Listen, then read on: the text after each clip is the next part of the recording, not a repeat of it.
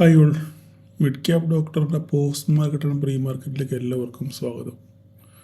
അപ്പോൾ ഇന്ന് രണ്ട് കൂട്ടരെയും സന്തോഷിപ്പിച്ച ഒരു ദിവസമായിരുന്നു ഇന്ന് മാർക്കറ്റ്, അല്ലേ? രണ്ട് കൂട്ടരെ ഒരുപോലെ സന്തോഷിപ്പിച്ചു. അപ്പോൾ രാവിലെ മാർക്കറ്റ് ഓപ്പൺ ചെയ്തു, ഫ്ലാറ്റ് ഓപ്പണിങ്, ഒരു നെഗറ്റീവ് ഓപ്പണിംഗ് ആയിരുന്നു, അല്ലേ?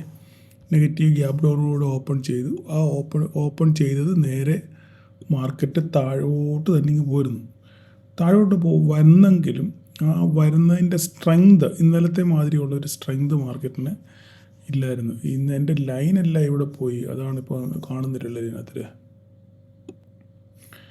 ഓക്കെ, അപ്പം മാർക്കറ്റ് താഴോട്ട് വീണെങ്കിൽ ഒരു സ്ട്രെങ്ത് ഇല്ലായിരുന്നു കേട്ടോ.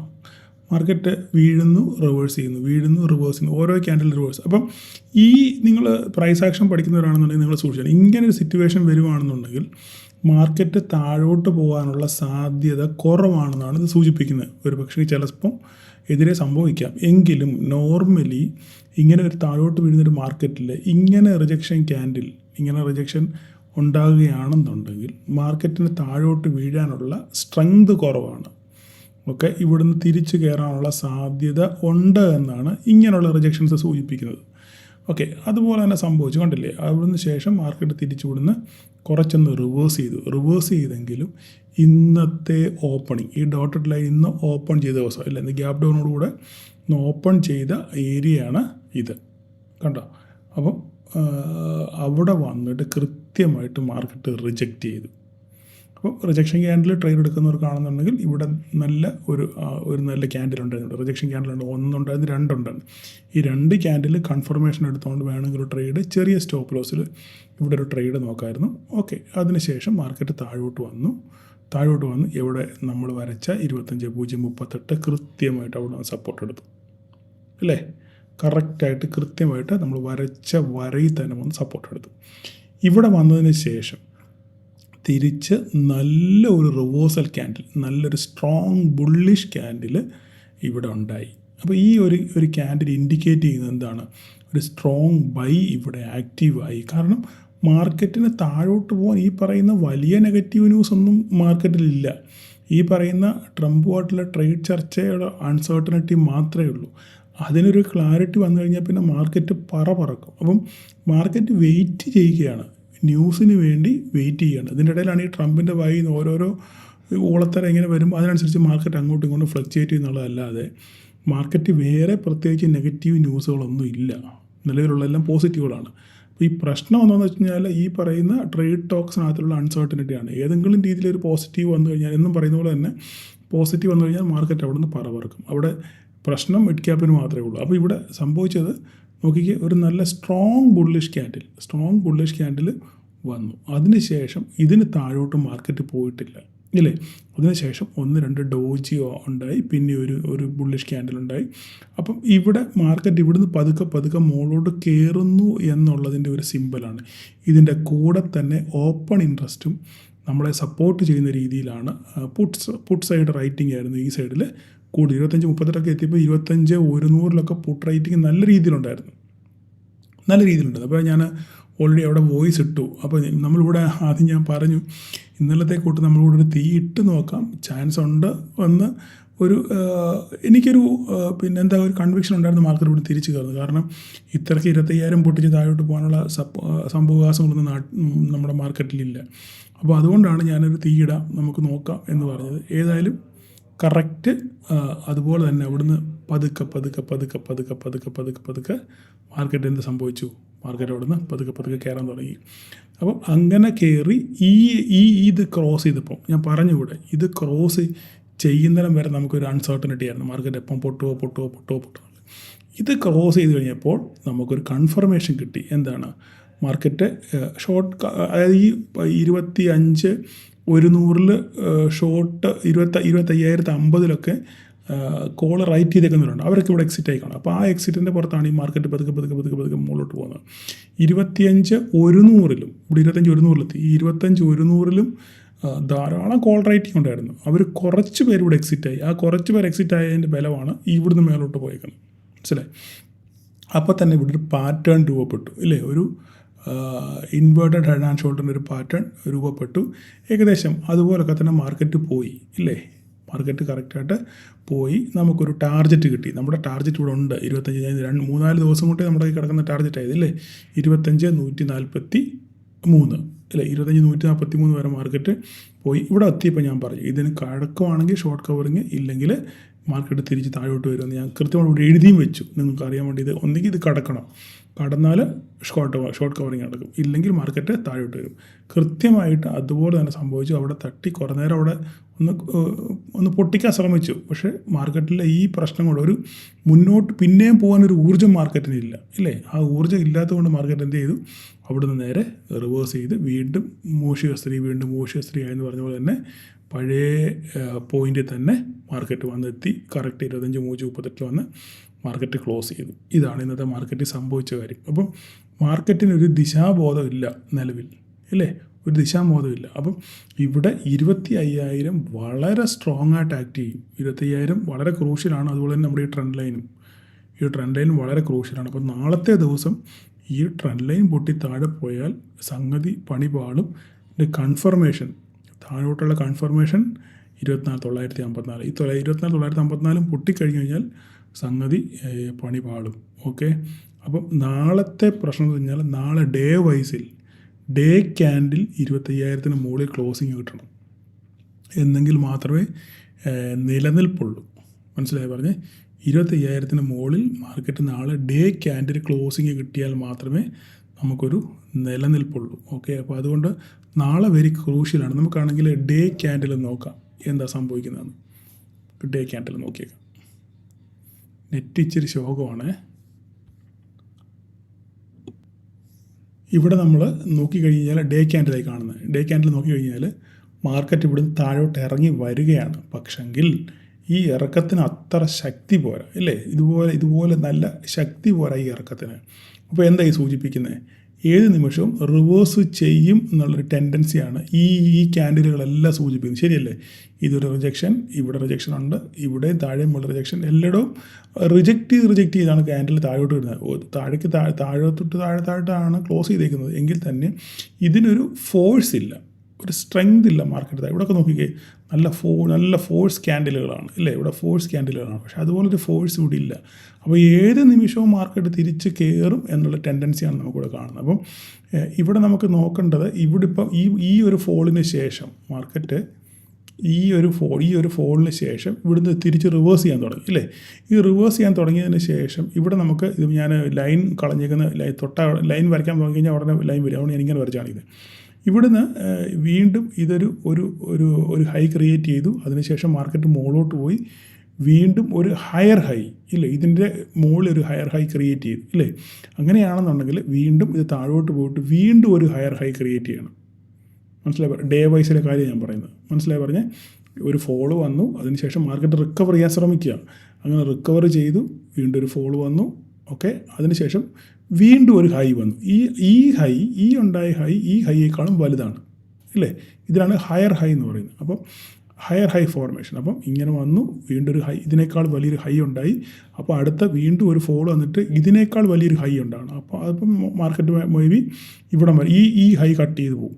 ഈ ഹൈ കട്ട് ചെയ്ത് മോളി പോകാനുള്ള ഡേ വൈസിൽ പോകാനുള്ള സാധ്യത, അതാണ് ഞാൻ ഈ പറയുന്നത്. 26,000 മേ ബി 26,000 ഒക്കെ എത്താനുള്ള സാധ്യത വളരെ കൂടുതൽ. അപ്പോൾ ഈ ഹയർ ഹൈ സംഭവിക്കുന്നുണ്ടോ എന്നുള്ളത് ഡേ വൈസിൽ ഹയർ ഹൈ സംഭവിക്കുന്നുണ്ടോ എന്നുള്ളത് നമുക്ക് നോക്കി കാണേണ്ടത് നിങ്ങളുടെ മനസ്സിൽ വെച്ചേക്കുക. ഓക്കെ. അപ്പോൾ നമുക്കിനി തിരിച്ച് 5 മിനിറ്റിൻ്റെ ക്യാൻഡിലോട്ട് തന്നെ പോവാം.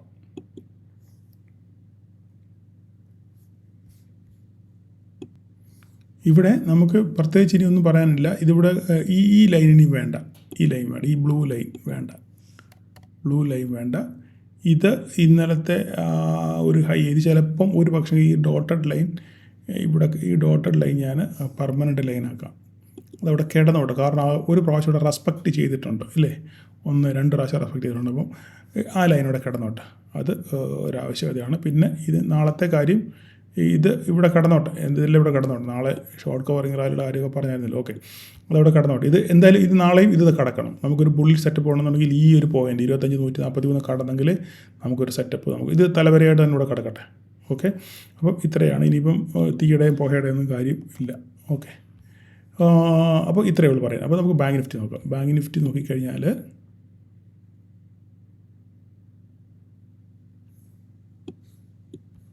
കറക്റ്റ് ബാങ്ക് നിഫ്റ്റി സപ്പോർട്ട് എടുത്ത് നിൽക്കുകയാണ് അല്ലേ.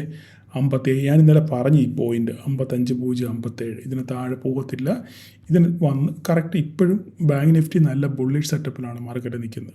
ബാങ്ക് നിഫ്റ്റി നിൽക്കുന്നത് ഏതെങ്കിലും രീതിയിൽ ഞാൻ ഈ പറഞ്ഞ പോലെ തന്നെ ഒരു നിഫ്റ്റിക്ക് ഒരു പോസിറ്റീവ് മൊമെൻറ്റം ഉണ്ടായാൽ ബാങ്ക് നിഫ്റ്റിയും ബാധിക്കും, ബാങ്ക് നിഫ്റ്റിക്ക് ഒരു പോസിറ്റീവ് മൊമെൻറ്റം ഉണ്ടായാൽ നിഫ്റ്റിയും ബാധിക്കും. അപ്പോൾ രണ്ടുപേരും പരസ്പരം അങ്ങോട്ടും ഇങ്ങോട്ടും സഹകരിച്ചാണ് മുന്നോട്ട് പോകുന്നത്. അപ്പോൾ ആർക്കാണോ ഒരു നല്ല പോസിറ്റീവ് മൊമെൻറ്റം ഉണ്ടാകുന്നത് അത് മറ്റവരിലൂടെ അത് പകരാനുള്ള ഒരു എന്താ പറയുന്നത് ചാൻസ് വളരെ കൂടുതലാണ്. അപ്പോൾ ഇവിടെ പ്രത്യേകിച്ച് പറയാൻ ഇത് താഴെ പോയി 55.057 താഴെ പൊട്ടിപ്പോയി കഴിഞ്ഞാൽ പിന്നെ നല്ലൊരു ഫോൾ നമുക്ക് കാണേണ്ടി വരും. ഓക്കെ, നല്ലപോലെ താഴോട്ട് പോവും. ഇത് അങ്ങനെ പോകുന്നില്ലെന്നാണ് വിശ്വസിക്കുന്നത്. ഇനി നമുക്ക് നോക്കാം.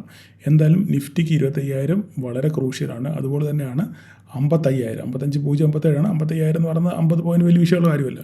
അപ്പം ഈ രണ്ട് പേരും ഒരു ക്രൂഷ്യൽ സൈക്കോളജിക്കൽ ലെവലിലാണ് വന്ന് നിൽക്കുന്നത് ഇല്ലേ. Nifty 25,000 bank Nifty 55,000. അപ്പോൾ ഇവിടെ എന്ത് സംഭവിക്കുന്നുള്ളത് നാളെ നമുക്ക് നോക്കി കാണാം. ഇന്ന് രാത്രി ഇനി എന്തൊക്കെ ഡയലോഗുകളാണ് വരുന്നത് നമുക്ക് കണ്ടറിയണം. ഓക്കെ, അതിനുശേഷം ഇനി നമുക്ക് മിഡ് ക്യാപ്പിൻ്റെ കാര്യം ഒന്നും പറയാനില്ല. വളരെ ഭീകരാവസ്ഥയാണ് മിഡ് ക്യാപ്പിനുണ്ടായിരിക്കുന്നത്. ഞാൻ ഓൾറെഡി പറഞ്ഞു ഈ താരിഫിൻ്റെ ഈ പ്രശ്നം ശരിക്കും ഈ പ്രത്യേകിച്ച് H1B വിസയുടെ പ്രശ്നം ഏറ്റവും കൂടുതൽ ബാധിക്കാനുള്ളത് നമ്മളുടെ മിഡ് ക്യാപ്പിനെയാണ്. ഞാൻ അന്നേ പറഞ്ഞായിരുന്നു. ഇപ്പോൾ ഏകദേശം ഒരു 350-400 പോയിൻറ്റോളം മിഡ് ക്യാപ്പ് ടോട്ടലി താഴോട്ട് ഇറങ്ങി വന്നു അല്ലേ. അത് നോക്കിക്കേ, നമ്മുടെ ആ സപ്പോർട്ട് പൊട്ടിച്ചു 12,915 പൊട്ടി നിൽക്കുകയാണ്. ഈ 13,014 നമ്മുടെ മേജർ സംഭവം.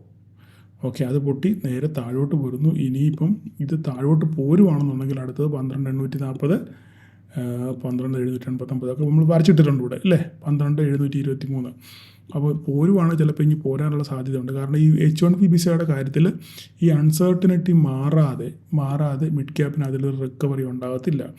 നാളെയും മിഡ് ക്യാപ്പിനകത്തൊരു ഫോളിനുള്ള സാധ്യതയാണ് കൂടുതൽ. എന്താ അതിൻ്റെ കാര്യം എന്നറിയാമോ? ഇന്ന് വീണ്ടും ഒരു ക്ലാരിറ്റി ഒരു കമൻറ്റ് സെബിയുടെ ഭാഗത്ത് വന്നിട്ടുണ്ട്. പിന്നെ എന്താണ് വീക്കിലി എക്സ്പയറി നിർത്താൻ പോകുന്നു, മന്ത്ലി എക്സ്പയറിയിലോട്ട് മാറാൻ പോകുന്നു എന്നുള്ളൊരു ഡയലോഗ് വന്നിട്ടുണ്ട്. അത് BSE ശരിക്കും ബാധിക്കും. ഏറ്റവും വെയിറ്റേബിളുള്ള സ്റ്റോക്കാണ് BSE. അത് നെഗറ്റീവാണ്. കാരണം അവർക്ക് ആഴ്ചകളിലാകുമ്പോൾ ആൾക്കാർ കൂടുതൽ കോൺട്രാക്റ്റുകൾ വാങ്ങിക്കുമ്പോൾ അതിനനുസരിച്ചുള്ള ചാർജുകളും കാര്യങ്ങളൊക്കെ BSEക്ക് കിട്ടും. അപ്പോൾ ഇത് മന്ത്ലി ആക്കുമ്പോൾ അത്രയും ആ വരവ് ഇൻകം കുറയത്തില്ലേ. അപ്പോൾ അത് BSEയുടെ വരുമാനത്തെ ബാധിക്കും. അതാണ് ഏറ്റവും വലിയൊരു പ്രശ്നം. ഓക്കെ, ബാക്കിയല്ല ഇവിടെ നോക്കി ഒറ്റ ഒരെണ്ണം ചുവന്നേരം. പിന്നെ ഇവിടെ പെർസിസ്റ്റൻസ് സിസ്റ്റം കോഫോർജ് രണ്ടുപേരും നെഗറ്റീവാണ്. കഴിഞ്ഞ 2-3 ദിവസം കൊണ്ട് ആ ന്യൂസ് വന്ന അന്ന് മുതൽ ഇവൻ താഴോട്ടാണ്. ഒരൊറ്റ ഒരെണ്ണം പോലും ചൊവ്വ നേരെ വർക്ക് ചെയ്യുന്നില്ല, ചൊവ്വ നേരെ പെർഫോം ചെയ്യുന്നില്ല. നോക്കിക്കേ, എല്ലാം ഇത് തന്നെ, എല്ലാം വളരെ നെഗറ്റീവാണ്. ഇത് ശരിക്കും മിഡ് ക്യാപ്പിനെ താഴോട്ട് വലിക്കും. ഓക്കെ, അപ്പോൾ എവിടം വരെ പോകും നമുക്ക് നോക്കാം. ബോട്ടം എവിടം വരെ കിട്ടും, ആ ബോട്ടത്തിൽ നിന്ന് മാത്രമേ നമുക്ക് മുകളിലോട്ട് നോക്കാൻ പറ്റത്തുള്ളൂ. അപ്പോൾ നാളെ എങ്ങനെയാണ് ഇത് പെർഫോം ചെയ്യുന്നത് നമുക്ക് മിഡ് ക്യാപ്പ് നോക്കാം. മിഡ് ക്യാപ്പിൽ ട്രേഡ് ചെയ്യുന്നവരൊക്കെ വളരെ സൂക്ഷിച്ച് മാത്രം ചെയ്യുക. എക്സ്പയറി എടുക്കാൻ പോകുന്നു, സൂക്ഷിച്ച് മാത്രം നിങ്ങൾ ട്രേഡ് ചെയ്യാൻ ശ്രമിക്കുക. അപ്പം പ്രത്യേകിച്ച് നിങ്ങൾ നാളെ BSE, കോഫോർജും പെർസിസ്റ്റൻസ് സിസ്റ്റവും പിന്നെ മാക്സ് ഹെൽത്തും ഈ 4 സ്റ്റോക്കുകൾ നാളെ നോക്കിയിട്ട് മാത്രമേ മിഡ് ക്യാപ്പിൽ നിങ്ങൾ ട്രേഡ് ചെയ്യാവൂ. അപ്പോൾ ഇത്രയൊക്കെ ഉള്ളൂ ഇന്നത്തെ കാര്യം പറയാൻ. അപ്പം ഇന്ന് എല്ലാവർക്കും നല്ല രീതിയിലുള്ള ഡയറക്ഷൻ കിട്ടിയിട്ടുണ്ട്, നല്ല രീതിയിൽ പ്രോഫിറ്റ് ബുക്ക് ചെയ്യാൻ പറ്റിയിട്ടുണ്ടെന്നാണ് എൻ്റെ വിശ്വാസം. നിങ്ങൾ തീർച്ചയായിട്ടും കമൻറ്റ് ചെയ്യുക. പിന്നെ നമ്മുടെ വാട്സപ്പ് ഗ്രൂപ്പ് ഫുള്ളാണ്. ഇനി അതിൽ ആൾക്കാരെ അഡ്മിറ്റ് ചെയ്യാൻ പറ്റുന്നില്ല. അപ്പോൾ ഞാൻ അടുത്ത ദിവസങ്ങളിൽ തന്നെ ഗ്രൂപ്പിൻ്റെ കാര്യത്തിന് അതിൽ കുറച്ച് ശക്തമായ തീരുമാനങ്ങളെടുക്കും. കുറേ ആൾക്കാരെയൊക്കെ നമ്മൾ ഗ്രൂപ്പിൽ നിന്ന് പുറത്താക്കാം എന്ന് ഞാനിങ്ങനെ ആഗ്രഹിക്കുന്നത്. അപ്പോൾ അവിടെ വേക്കൻറ്റ് വരുമ്പോൾ പുതിയ ആൾക്കാരെ ആഡ് ചെയ്യും. കാരണം ഏകദേശം നിങ്ങൾ ശ്രദ്ധിച്ച് കേൾക്കണം, നമ്മുടെ വാട്സപ്പ് ഗ്രൂപ്പിൽ ഏകദേശം ഒരു 2000-ലധികം അടുത്ത ആൾക്കാരുണ്ട്. ഓക്കെ, ഞാനിടുന്ന വീഡിയോയുടെ ലൈക്ക് നോക്കി അറിയാം എത്ര എണ്ണം കാണും. 10, 200, 250 എണ്ണം. അതായത് ഈ ഗ്രൂപ്പിലുള്ള ആൾക്കാരിൽ 10% ആൾക്കാർ പോലും അതിനൊന്ന് ലൈക്ക് ചെയ്യുകയോ ഒന്ന് കമൻറ്റ് ചെയ്യുകയോ ഒന്നും ചെയ്യുന്നില്ല. മനസ്സിലായില്ലേ? എല്ലാവർക്കും ലെവലുകൾ വേണം, പ്രോഫിറ്റ് വേണം, ഡയറക്ഷൻ വേണം, എല്ലാം വേണം. പക്ഷേ നമ്മുടെ മലയാളിയുടെ ബേസിക് സ്വഭാവം വെച്ചിട്ട് എന്താ പറയുന്നത്, ബാക്കി ഞാൻ പറയേണ്ടതല്ലോ. അപ്പം ഞാൻ കറക്റ്റായിട്ട് മോണിറ്റർ ചെയ്യുന്നുണ്ട്. അപ്പം അടുത്ത ദിവസങ്ങളിൽ തന്നെ കൃത്യമായ ഒരു തീരുമാനം നമ്മുടെ ഗ്രൂപ്പിൻ്റെ കാര്യത്തിലെടുക്കും. കാരണം എനിക്കതങ്ങനെ മുന്നോട്ട് കൊണ്ടുപോകാൻ ബുദ്ധിമുട്ടാണ്, മനസ്സിലായി. നമ്മൾ ഒരു യാതൊരു വിധ പ്രയോജനവും ഇല്ല നമ്മൾ ഈ ഗ്രൂപ്പ് കൊണ്ടുപോയിട്ട് കാരണം. കഴിഞ്ഞ ദിവസം തന്നെ ഒരാൾ ഞാൻ നമ്മൾ FISൻ്റെ പൊസിഷൻ എങ്ങനെ കണ്ടുപിടിക്കുന്നുള്ള വീഡിയോ ചെയ്തതിന് ശേഷം വീണ്ടും പേഴ്സണലായിട്ടൊന്നും ചോദിച്ചു, സാറേ അതെങ്ങനെയാണെന്ന് എക്സ്പ്ലെയിൻ ചെയ്യുവാന്ന്. അതിനർത്ഥം പുള്ളി ആ വീഡിയോ കണ്ടിട്ടില്ല. അതുപോലെ ഒരാളല്ല, പലരും എന്നോട് ചോദിച്ചു. അപ്പം ചുരുക്കം പറയാൻ, നിങ്ങൾ ഈ ഗ്രൂപ്പിൽ നിൽക്കുന്നത് എൻ്റെ വീഡിയോ കാണാനോ അല്ലെങ്കിൽ അറിവ് സമ്പാദിക്കാനോ അല്ല. നിങ്ങൾക്ക് വേണ്ടത് ലെവലുകളാണ്. ഞാൻ ഏത് ലെവൽ പറയുന്നു ആ ലെവൽ നോക്കിയാണ്, ലെവൽ കിട്ടാൻ വേണ്ടി മാത്രമാണ് നിങ്ങൾ ഗ്രൂപ്പിൽ വരുന്നത്. അതെനിക്ക് മനസ്സിലായി. അപ്പം അടുത്ത ദിവസങ്ങളിൽ തന്നെ ഞാൻ കറക്റ്റായിട്ട് മോണിറ്റർ ചെയ്യുന്നുണ്ട് എല്ലാവരെയും. അപ്പോൾ അതിൽ നിന്ന് കുറച്ച് ആൾക്കാർ പുറത്ത് പോകും. കാരണം ഒരു മനുഷ്യൻ പോലും ഉണ്ടല്ലോ, ഞാൻ പറഞ്ഞില്ലേ, ഒരു 10% ആൾക്കാർ പോലും ആ വീഡിയോയ്ക്ക് ഒന്ന് ലൈക്ക് ചെയ്യുകയോ കമൻറ്റ് ചെയ്യുകയോ ചെയ്യുന്നില്ല. അപ്പോൾ അങ്ങനെ നമ്മൾ എന്തിനാണ് നിലനിർത്തുന്നത്? നമ്മളിത് പെയ്ഡ് ഗ്രൂപ്പൊന്നും അല്ല, ഒരു പൈസ പോലും നമ്മൾ ആരുടെ നിന്ന് മേടിക്കുന്നില്ല. ഉണ്ടോ? ഇല്ല. അപ്പോൾ ഛേദമില്ലാത്ത ഉപകാരമാണ്. അതിന് പോലും നിങ്ങൾക്ക് ആർക്കും താല്പര്യമില്ല. അപ്പോൾ അതുകൊണ്ട് അടുത്ത ദിവസങ്ങളിൽ തന്നെ ഞാനൊരു തീരുമാനം അതിനുണ്ടാക്കും. അതിനുശേഷം പുതിയ ആൾക്കാരെ ഇനത്തിൽ ആഡ് ചെയ്യുന്നതായിരിക്കും. എല്ലാവരും സഹകരിക്കുക. അപ്പോൾ നാളെ എല്ലാവർക്കും ഒരു പ്രോഫിറ്റബിൾ ഡേ ആശംസിക്കുന്നു. Thank you all.